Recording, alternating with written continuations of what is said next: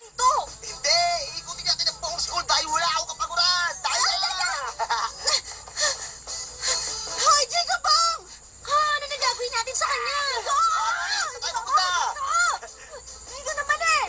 Hindi ako nagbibiro, ibaba mo ako dito! Hoy, Jacob! Tatamaan ka sa'yo! Pinabutan kita! Ano ka ba, Jigo? Hindi ka talaga nag-iisip mabuti! Bakit ba? Bakit mo binuhat si Honey? Ayaw mo ba? Meron ba ako nagawang mali? Oo, meron kang ginawang mali. Ha? Sa tingin mo, bakit kaya nagpakahirap pag-aral mabuti si Honey? Kahit kailan hindi mo ginagamit ang Ganun utak ba? mo. Honey, may gusto ka pa rin ba kay Jello? Ha? Kahit na pinahiya ka niya sa harap ng mga estudyante? Ibig sabihin, ganong klase ng pag-uugali ng lalaki ang gusto mo, ha? Hindi ayoko sa kanya. Yung tipo niya, hindi ko magugustuhan. Ganyan nga! Dalos-dalos siya kung magsalita.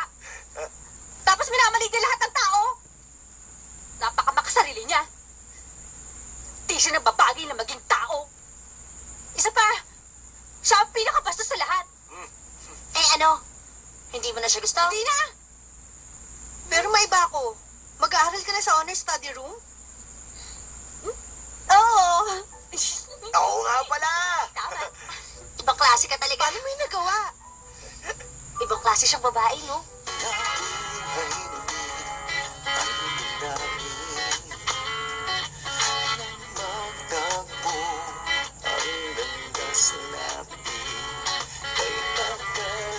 Paano nangyaring simula sa pinakamababa ay tumasya at nakapasok sa 50th place sa study room?